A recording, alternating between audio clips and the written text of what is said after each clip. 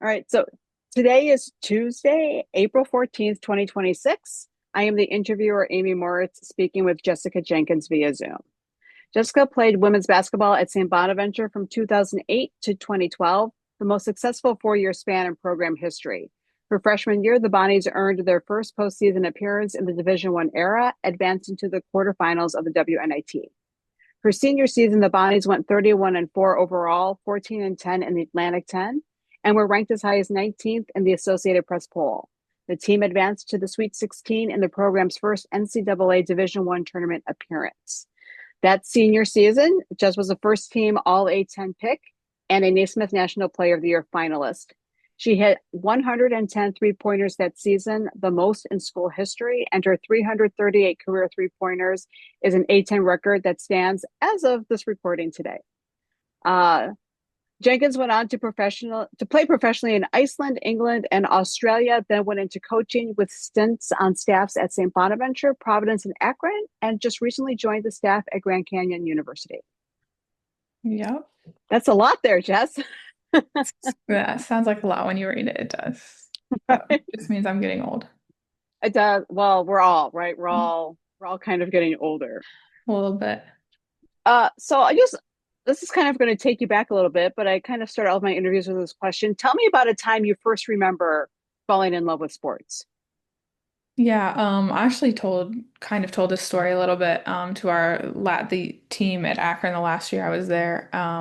So before the WNBA, there was the ABL, which only lasted like 2.5 years because once the WNBA came, they just couldn't compete. And there was a team in Columbus, the Columbus Quest, and I was only 6 years old maybe about that time, but somehow I managed to get myself to be a ball girl for there, or my parents did, or whatever it was. But got to be a ball girl for them, and that's kind of like the moment that I got to be in the locker room when they won championships. I got to rebound for Don Staley. I got to do, stuff that kind of like sticks with me today, and that's definitely the first memory for me as far as like seeing people have basketball as a professional career. I still know the coaches. I still know some of the players. I talk to them, as recently as like this week with relationships that came from that just because of it. But that's the first time I ever saw people getting to play a sport and do what they love that were female and, made it seem like something I could do. So. Uh, and was it always basketball for you? Was it always a basketball bug? Yeah, I think so. My mom coached. I played tennis for quite a while. And if I didn't grow up where I did and had more access to that, or, was able to do that instead of play basketball, then maybe I would have gone that route. But it was kind of always basketball, I think. Was there a point that you like I'm going to backtrack there. What about the game when you were playing it did you fall in love with? Um, honestly, probably just because naturally I was quite good and was just kind of like the girl who could play with the boys. And I always, that was probably it. Like, I don't particularly care, as you know, to be the center of attention or to be in the spotlight, but that, being good at something and getting a little bit of attention for it probably drove that when I was younger. Okay. Yeah. And did you play with the boys a lot? Yeah, definitely when I was younger, like not so much. There was actually quite a few girls basketball leagues when by the time that I started playing, there were specifically girls, but just like, I could be 13 or even younger than that, like at the YMCA, and they'd let me run with the noon ball with the guys. And there was a few people that really looked out for me and took care of me and put me on their team and, made sure I wasn't getting dunked on or anything crazy. So, but that was always, there's some pretty high level men's players in the town I grew up in Marion. So it was kind of cool for them to, you know, let me play with them and at least let me feel like I could hang. I don't know if I really could, but at least made me feel like I could. Right. Yeah, you felt right. You're like, Felt I like belong it. here, right? I You don't know felt if I like did it. or not, but they did a good job of looking out for me. Well, tell me about your process of going to St. Bonaventure, because when you were being recruited, the wasn't Bonaventure didn't have a national presence in women's basketball. What did the coaches sell you on? Was it about rebuilding, or was it about being a founder for winning culture? Like how was that sales pitch? It wasn't a very hard sell, I don't Okay. think. I actually did not have any other scholarship offers, other than St. Bonaventure. So it was kind of in a way, like, and I've talked to Coach Crowley about it a lot, like, almost, I had to take it, you know? Jesse Fleming did a lot of the recruiting for me, which was very quick. Like, they saw me late in July of my junior year and offered, and I went up there on an unofficial during camp. Nobody really had time. Like, I took a tour. Courtney Mattingly did a presentation that I remember to this day that I basically still do with our recruits here. But Jesse Fleming did a lot of it. And I remember at one point when I was playing there, we were on a tour with a recruit, and I was like, Jesse, you never showed me that or that or that. And he's like, I didn't have to, like, you had to come here. Like, we knew. So we had some good banter about that. But I liked the fact that it felt like a place that I was going to get better, which was kind of a big part of it. I mean, that was basically the presentation that Courtney did and Coach Crowley did, was like, you're going to get better. And if you work, then this is what it should look like for you. Um, and, so I didn't really have another choice, but I really liked that. And it's probably why I thrived early, I would say. Right. So, and you mentioned like you come here and you work, you'll get better. What Mhm. was the culture like that you came into? Because it wasn't a winning culture Uh, previously too much. Yeah, I remember when I was a senior in high school and I had already signed, they had beat George Washington. And I had a game that night, but I remember like G-Dub was a top 25 team at the time. And it was just kind of like, oh, that was like, I didn't really know. I think I knew less than I thought everybody does, but looking back, I knew even less than I thought probably.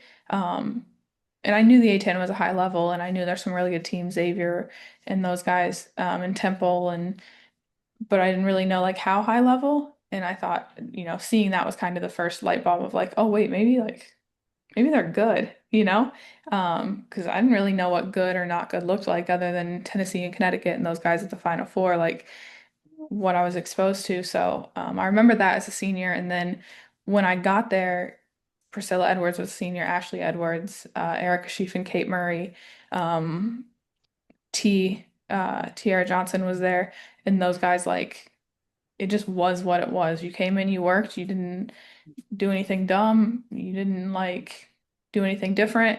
You just did exactly what it was, and I don't know particular, like, they built that winning culture, right? So it was really easy for us to carry that on, but we didn't know any better, and we just did what the older kids did.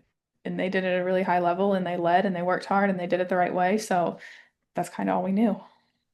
Yeah. Take me through your freshman season. What you remember about that? What that was like? Um, I remember playing in every game, and that was all that I really cared about.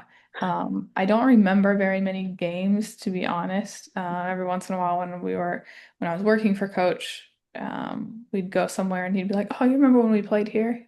He'd be like, "You were a freshman," and I was like, "Nope." Um, I remember a few games of my freshman year. I remember more so like the off the court stuff that year, because for me it was basically if I went in and I made a three, then I could stay in. And if I didn't, then I came right back out. Because originally my role was to be a point guard. And I'll tell you the one thing I remember about my freshman year is we were playing Canisius, and I think her first name was Brittany, but I cannot remember who the point guard was. And there was no 10 seconds in women's college basketball at the time. And it probably took me like 14 or 15 seconds to get the ball across half court. And that was like, you're not a point guard anymore, so you better figure it out. Um, but I remember more so like being a teammate with Priscilla and Ashley or working out with Kate and Jesse. And I remember more stuff from my freshman year off of the court as far as like, this is how it's done. And this is what it should be like, rather than the games. And I think that's Yeah. something that a lot of players now don't necessarily have, right? You hear everybody talk about, "Oh, I'm not playing," or, like, but the process of playing is happening that year, and you might not play a lot, but I remember I played in every game. That's all I really wanted to do was to be available, to be healthy, not get hurt, be able to go in, just being ready if I needed to be. So I don't really remember how much I played or didn't play.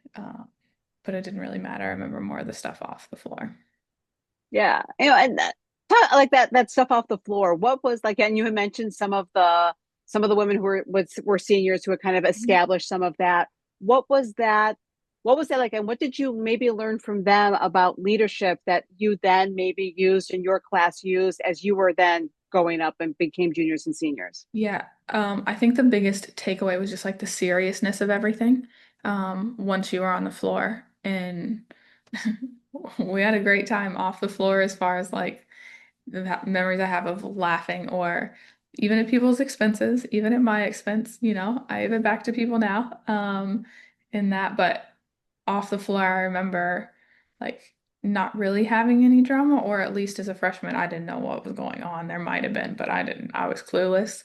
Um, and I just remember on the floor, like how early everybody was to everything. And, there was obviously some fear of coach in there, but I learned that fear from the other people, from our older players. And I just remember, I think the seriousness of it, um, in how locked in they were, whether they were hurt, whether they were healthy, whether they were playing, they weren't playing. Like, I just remember it being a very serious thing.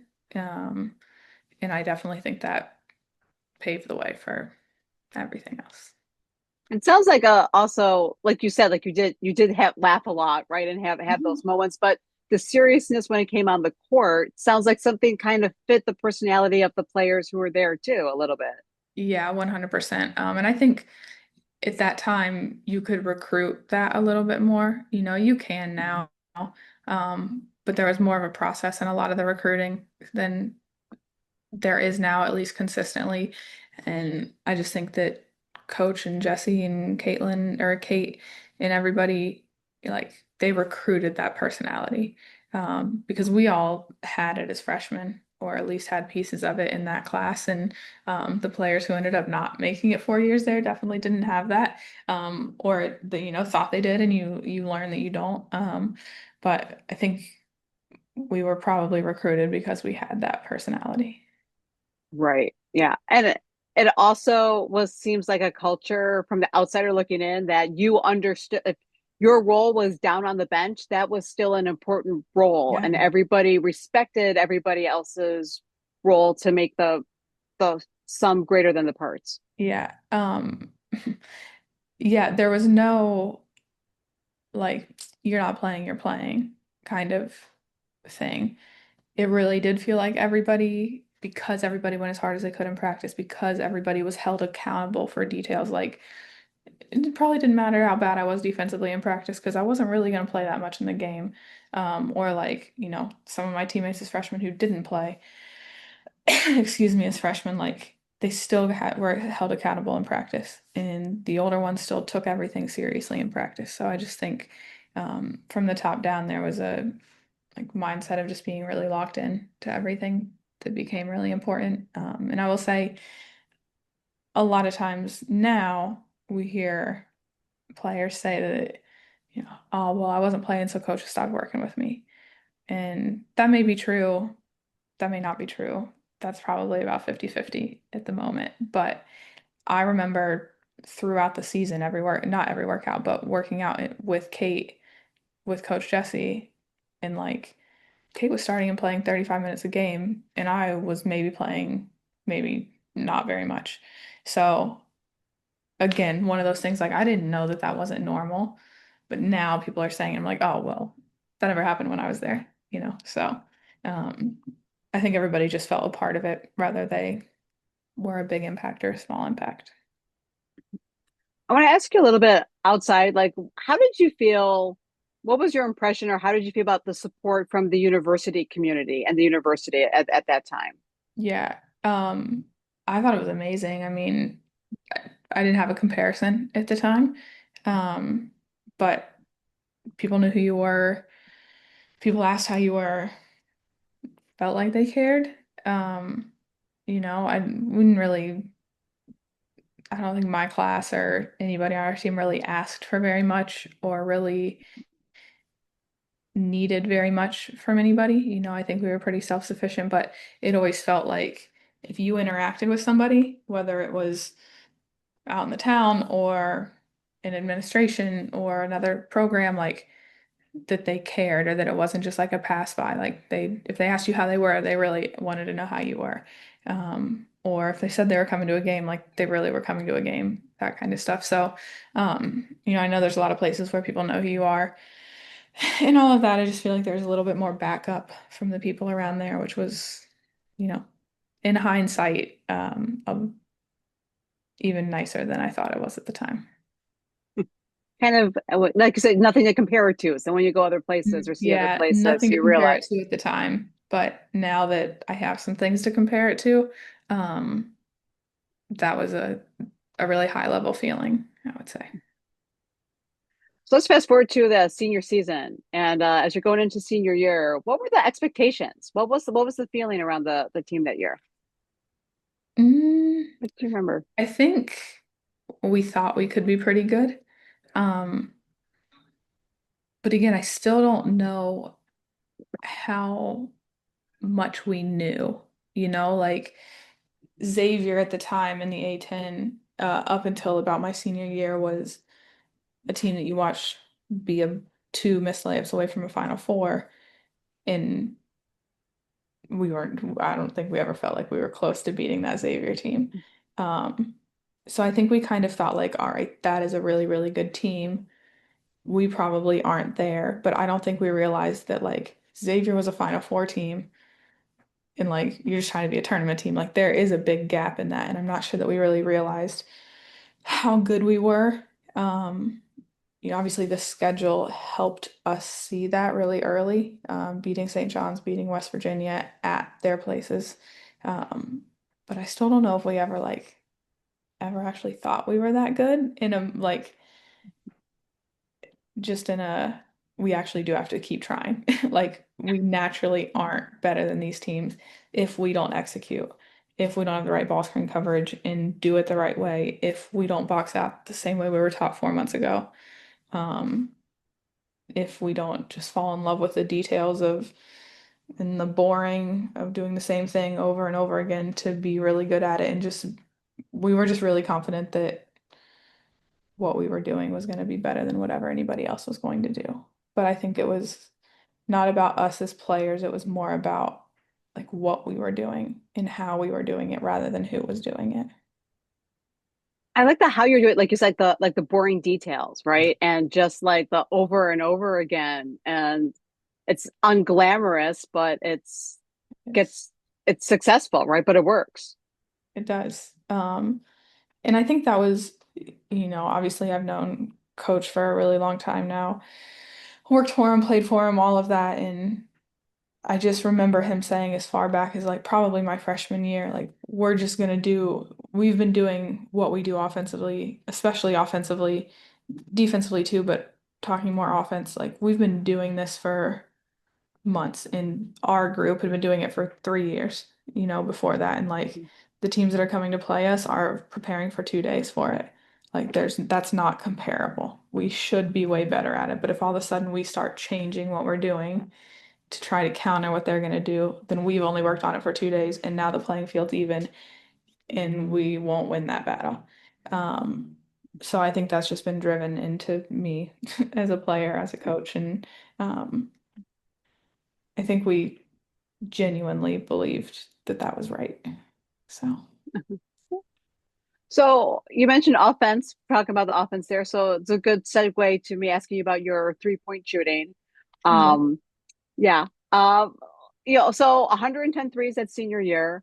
Can Mhm. you, I'm sure people have asked you this, but can you describe like that zone for us? Like what is it? What's the mental process when that game is there and like that, is it the confidence that you have to hit that three? Tell me about that a little bit. Yeah. Um, the offense just puts you in a position to be successful. The offense was never going to ask you to do something that you weren't capable of, um, or something that wasn't a strength of yours, you know? And I think that on a little bit of a side note, I think that gets lost a lot in basketball today, um, because everybody wants to do everything and they get bored of the details of it.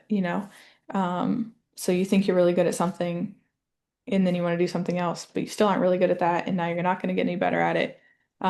And we just didn't have that, like Megan was very good where she caught the ball. We got arm and really, really good actions where she caught it. Jenny Ashton was to this day the best screener I've ever watched. And like, if she doesn't like to do that, then I don't get open shots. And if she doesn't like to do that, then we don't make the Sweet 16. So it takes special people to like just want to be good at one thing. But we just had a lot of that. We really did. So um, I tell people that you basically shouldn't see a contest when you shoot. That um like your eyes shouldn't be anywhere else. And I think that was because I was empowered to basically shoot it whenever I wanted to, but because I had earned that, I really never saw the contest. So I always thought I was open. And even when I shot it, like I wasn't worried about anything else. And I think that's kind of like the zone, and that is obviously a preparation thing. And there's a lot of talk in basketball today, especially at the pro level, of like how you train. Is it reps, reps, reps, or is it live and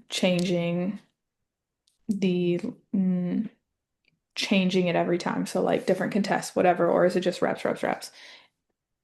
And I'm somewhere in the middle of that debate because I think that if you're just reps, reps, reps, it doesn't matter what the surrounding stuff is. If you can do it the same way every time, it doesn't matter what's happening around you. It doesn't matter where the contest is, where the pass came from, how far you are. Like, it doesn't matter if you've done it a ton. Um, and I just had done it a ton. So I wasn't really worried about anything else. I didn't really know I had made a lot of I mean, I knew that I'd made a lot of threes, but it didn't seem like it because that's what the offense was asking of me. And that's what my teammates needed of me, and that's what coach needed of me, and that's what I was good at. If I would have gotten tired of shooting threes, I would have been half as good as I was because I would have been trying to do too much. So, um, I just didn't get tired of shooting threes. I think it's part of that. Kind of the You know, short.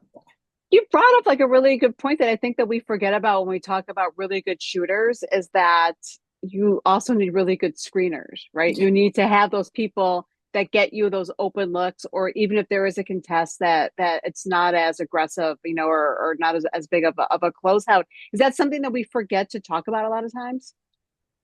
Yeah, I think so. I think because there's so much creativity in today's game, the stuff you're seeing, people don't need help with. Like when you're seeing highlights on social media, is somebody dancing with the ball and then taking a step back and knocking it down. But like that's one of whoever you're watching's eight threes on the night, and the other seven are an easy kick out or off of a screen. Now, some of that is scheme, but some of that is having teammates willing to help you. So I always tell the shooters I work with, like, the better screener you are, and it's something coach always told me, like, the better screener you are, the more looks you're gonna get. So, and the more you screen for other people, yes, you're gonna get stuff out of it, but they're also gonna want to do that for you.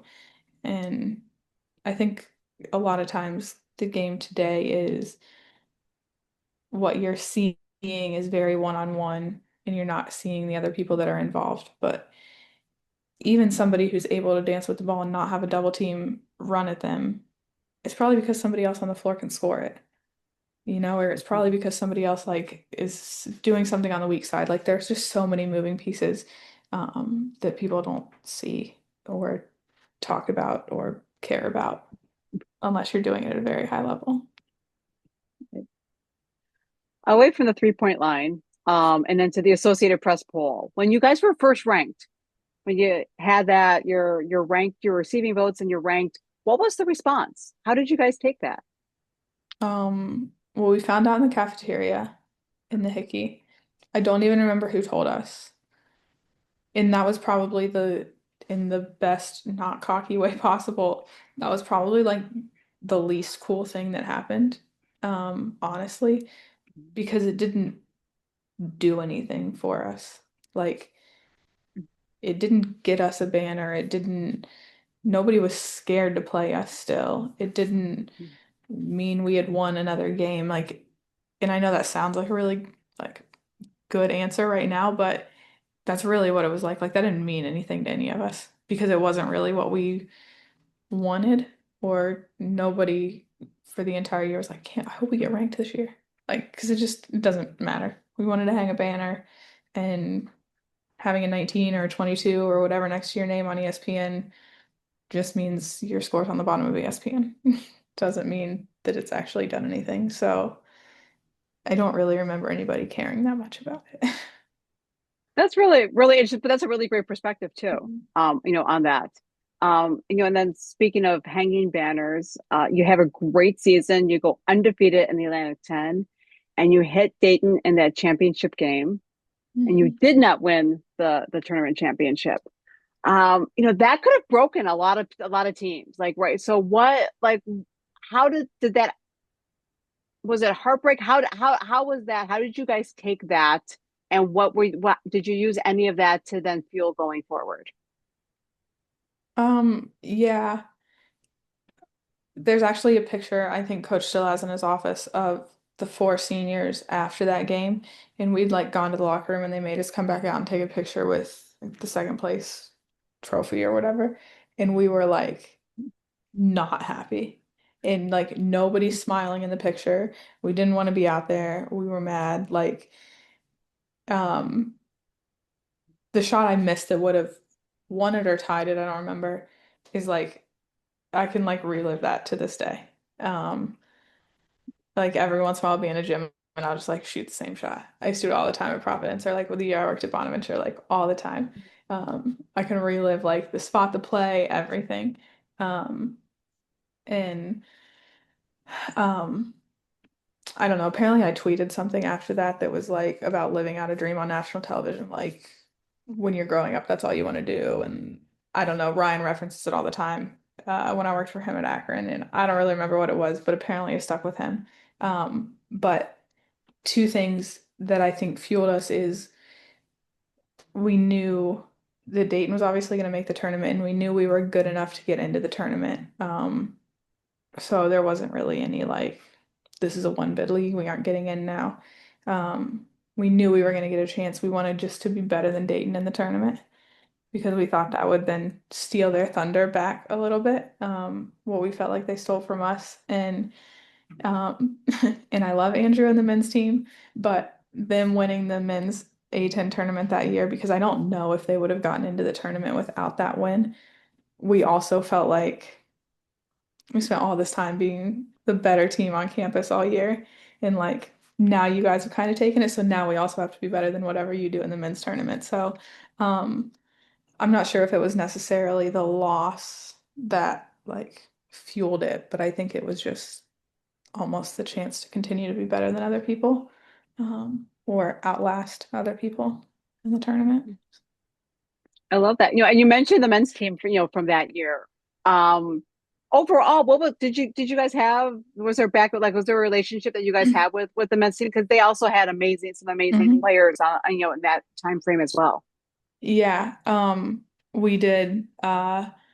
I'm really close with Andrew. I think we were really close with a lot of their players. Just, I mean, and everybody knows, like when you're at Bonaventure, you live in the gym, and that was both teams. And you know, the men's staff was great to us, and like I literally just talked to Dave Moore on the phone 3 days ago. Um, they were great to us. There was no like ill will or like this is the men's gym time, um, and I think we both felt that both teams were pretty good. So not only was I around teammates who competed and played at a really high level, but I was also around a men's team that did the same thing. So everybody who was in the RC at any point was doing it at a really high level. So I think that helped with the culture part too.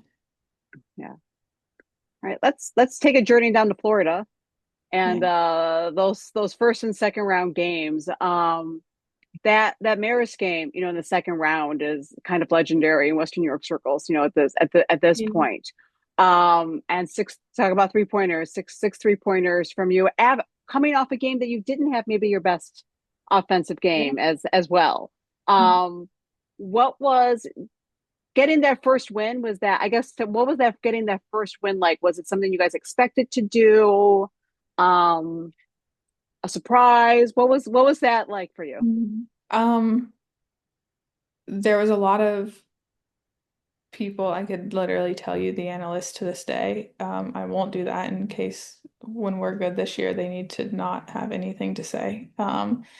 But there was a lot of analysts who picked that 12-5 matchup of Gulf Coast over us, and Gulf Coast had been there before, and they knew what an NCAA tournament was going to feel like, and we had no idea.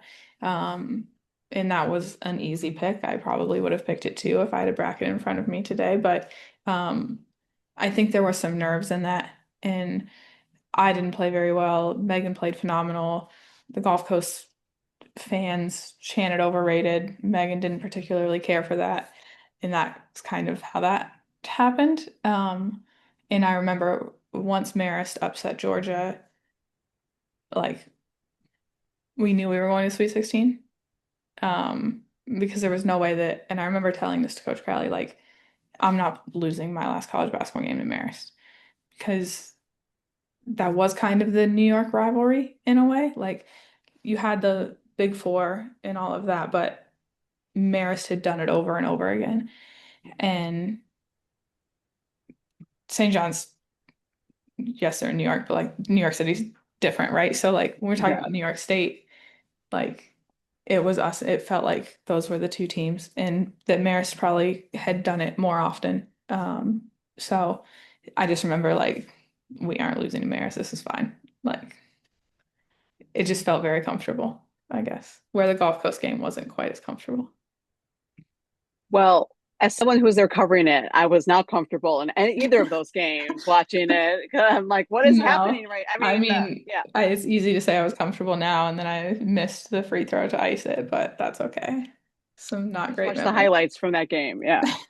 Yeah, yeah, it's all right. Was there, I mean, so it's like going in, you mentioned like first time to be there, don't, the program and analysts were talking about that. There is a narrative that like, well, we're just happy to be here. But it felt like you guys went in knowing that you belonged there. Yeah, I think so, and I think the coaching staff did a great job of referring back to the games before of even though it was November, West Virginia, St. John's of like you can do it or like you played like we lost to Delaware with Deladon or Nova, but like you can play with teams who you know belong here. And the 5 seed probably gave us quite a bit of confidence. Because even though we knew we were getting in, I don't think that any of us expected to be a 5 seed. Um, that felt high. But I think that still goes back to the like, we didn't really know that we were that good. Um, but I think we were a little annoyed, might be the right word, of the narrative of like, oh, well, they'll just be happy to be here. Like, this is cute. Like, it's a great story. It's a small school. Like, nobody knows any of these players. This is adorable. But like, that was irritating to us. And that came from Crowley and the coaching staff of that, no doubt. And it's easy to see that trickle down now from it, but we did not enjoy that narrative of just being happy to be there. So, Do you remember the narrative of people talking about how low scoring your games were? yeah. Yeah. And that's a funny thing, like now in recruiting, because everybody wants to play so fast, and everybody just says they play fast. Everybody. And obviously, I'm not a head coach. I don't want to be a head coach, but sometimes I think about like how I would want to do it, and if we try to outscore people, we weren't going to be that good. Like we had players that needed to play in the half court and make it a low scoring game. And that's going back to like, we're just going to play how we play. And you're going to have to play this way because we're going to be better at handling that than you are. We're going to be better at dictating that than you are. Um, and we just believe that. I don't think we thought we played slow. I think we thought we're going to make you play slow offensively, and then we're just going to wear you down offensively. But it never felt slow to us. It just felt like we were annoying other teams. And that was a very, uh, we enjoyed that for sure. But it was never like for us, it was never a narrative that it was slow. We were like, well, this is just how we play. Like, we're flipping the floor and we're going back and forth and we're gonna have six reversals in 30 seconds. That's not really slow, you know?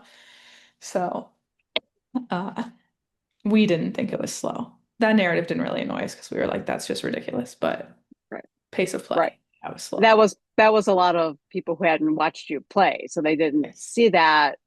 Nor I, I want to ask you just one more question about that. Like the like defense, like my vivid memory of that whole team was your team defense and the way that you guys would show and recover and help. Um, and I think that's something that you need to have a whole lot of trust with your teammates that they're going to Yeah. take care of that. How much pride did you guys take in that defense, and was that an outgrowth part of the way that you guys were as a unit? Yeah, you really have to trust your teammate. That doesn't matter what system you play defensively. Like, unless you're just gonna be straight guard your yard and be one on one, like you have to be able to trust your teammates because there's too many good shooters not to close out tight to people. So you're gonna get beat and you're gonna have people behind you, you know? Um, so there was definitely a trust. It was the only way we did it. We didn't change very much. So we just knew there was a high level of accountability defensively in practice. And like I said, we embraced wanting to annoy people. And just like everything, people want to run one action and they want to score. You make them run a second action, like somebody who was the first option is now annoyed that they didn't score. And you get somebody to the fourth option, and now somebody's got to break it off. Now the coach is annoyed, and everybody's just annoyed, except for you. And like, we'd take charges, and Elena was obviously a phenomenal defender, and so was Arm and Jenny, and like Cece was annoying defensively. But like, you could work all that time and then my only hope was to take a charge defensively because I wasn't very good defensively, but we were very good as a unit, so it didn't totally matter. But we really embraced being annoying defensively because that's what it was, and you could see that on other people's faces, whether it was players or coaches.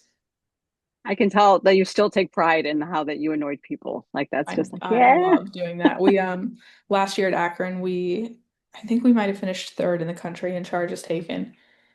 And like it's just so annoying to the other team. And that's it's just so pleasing. Like it really is. I want to talk a little bit about the atmosphere of the fans at the Riley Center because the RC is known like for a Mhm. great atmosphere. And so, how did you always have? How was that support during your home games and at the RC? Did it grow over your 4 years? How did you kind of feel that? And I'm sure also like sometimes you're playing in front of 12 people and sometimes you're playing in front of Yeah. 1,200. Um, it felt really consistent over my 4 years.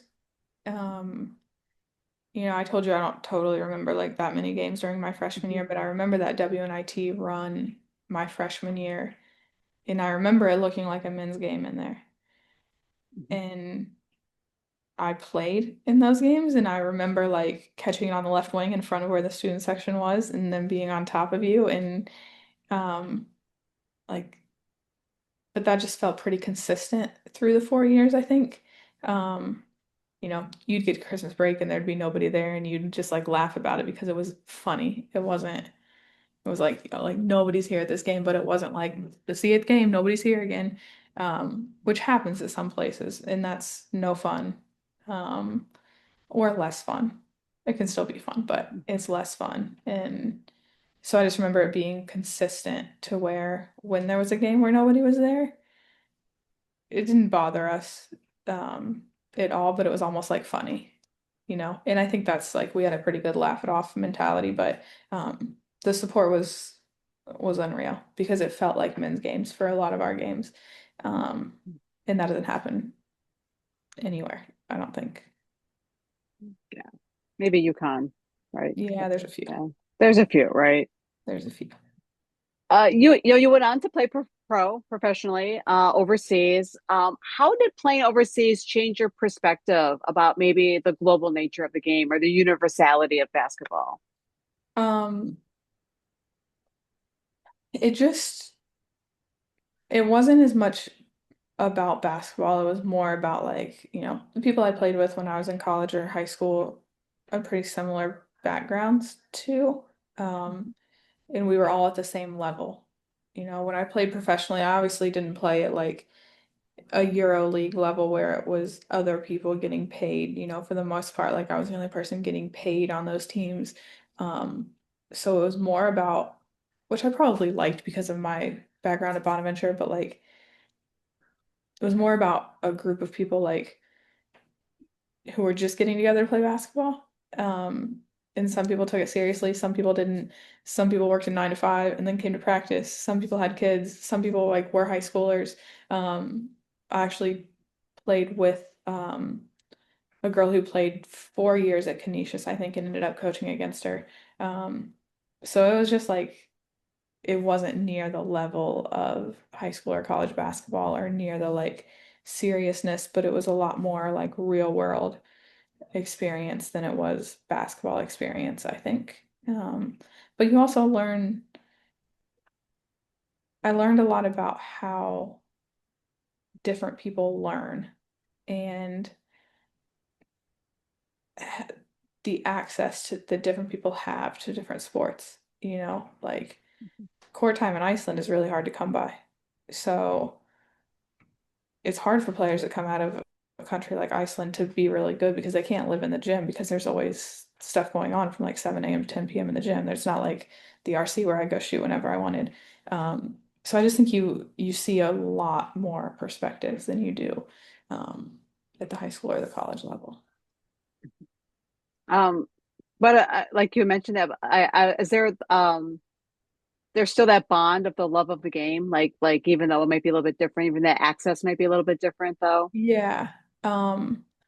Probably even more so because they don't have to play, Like um I had teammates in Australia. Australia and Iceland were pretty serious.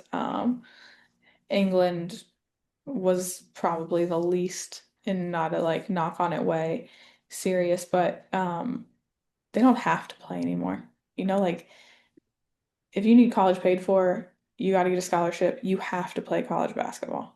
I know that sounds like a really like harsh way of saying it, but like you're there and like that's what you're there for. You're there to play college basketball. There's a lot of people playing in those leagues in Europe, unless you're like a Euro league or a really high level league in, Russia or Australia or China that they're there because they want to play. And like that's something we don't really have in the US either. Um, but like it's a lot more they want to play rather than they have to play over there. And I feel like, you know, there's some players here who specialize so early that they feel like they have to play. And it's a lot more fun when you get to. I find it a lot more fun when everybody takes it seriously, but, you know, different times. Different times, right? Different times. Yeah. Uh, what drew you into coaching? I know a lot of people will go into coaching, but obviously this is a gig for you now. So Yeah. what drew you into wanting to do this? Um, so when I played in England, I got hurt and I actually coached the Division II team with one of my best friends from over there. We coached like our second level team, and that was the first time I ever got to be in charge of anything, or think about how to run a practice. And the actual running of it and the actual being in charge, I still don't really care for that much, but the planning and the X's and O's and the chess match of it, I really enjoy. Um, so that was the first time I'd really done it and been like, okay, like I could do this. And then when I was playing in Australia, Kate Octor had left Coach Crowley's staff, and there's probably much nobody that will tell you that Coach Crowley isn't one of the best people to work for in the business. So when he called, I had a pretty high level Australia NBL offer or WNBL offer, or I could go back and start coaching. And I wasn't really, that was kind of hard at the time. I wasn't sure because I was a really high level, but I thought I'd reached my ceiling as a player. Um, and I was just ready for something new. I wanted to be like, while the thought of not everybody taking it super seriously is nice in some ways, I also prefer to be around people who take it really seriously. So, playing in the WNBL would have been that 100%, but I I didn't want to end up having to get into coaching and not be able to work for Coach Crowley. So it was kind of again, felt like the choice I had to make. Right. What was it like then working on his staff after having previously been a player? Mm, it was interesting. I still felt like I was a player. He still felt like coach for a lot of it. And towards the end of our time at Providence, it started to feel a little bit more like, all right, I'm a coach and I work for you, um, in a good way rather than like I'm a player. And the one thing that, obviously I've taken a job at Grand Canyon, so I worked for a coach and then I worked for Ryan, who was on staff that senior year, is Winston, our head coach here, he knows, but like he has no idea that I was good or that like everybody would tell you that I was like the hardest worker that they've ever been around. Like he doesn't know that. He just knows me as a coach. And that's honestly a really refreshing feeling and something that I kind of wanted, um, or I'm glad to have. I obviously worked really hard, but I just felt like the beginning of my coaching career was a result of my reputation as a player. And I don't really want that to be what gets me stuff now, or I don't really want that to be my reputation now. So it's kind of cool. Like our players have no idea if I was any good here or not. But that's honestly a refreshing feeling because I want to be really good as a coach, um, instead of just being known that I was really good as a player. Well, right, it's an evolution, right? You were really Yeah. good as a player, which gave you some of those opportunities Yeah, which early I'm on, and grateful then for. Yeah. yeah, and But then you build that reputation as a coach. yeah, and it Yeah. was really cool. I obviously a lot of people don't get the opportunity to work for who they played for, and a lot of the stuff that I referred to when we were talking about my time as a player, and I was like, oh, in hindsight, or the coaching staff did this. Like I saw that from the other side, and I saw how that was done instead of just the result and how much work it takes to make that many people buy into playing slow. And um, so I got to see it from both sides to the same thing. And I think a lot of times people see it as a player and then they get a different experience as a coach or they're working for a different staff or a different system. And I'm really grateful that I got to see the same result from both sides. Like the result of it and how it was done and why it was done, because that's really helped me as a coach is like how big of a process that is. Were there moments when you were working on Coach Crowley's staff that all of a sudden you went, aha, Yeah. and you understood something from when you were a player that you didn't? Yeah, a lot. A lot of times. And I think hopefully it was helpful to be like, actually, when you said that, like, we never believed you. Or, like, you ain't need to say that. Like, we know, kind of thing. So I think that was probably good right away, for me, to hopefully help him out a little bit. So last question for you kind of goes back a little bit to the beginning, but you're obviously still coaching basketball. There've been huge changes even without the NIL and portal, right? You like no 10-second call, Yeah. like little from little tweaks to big things. What is it about basketball that still has its hooks in you? That you still through all of the changing landscape, you're still here. Um,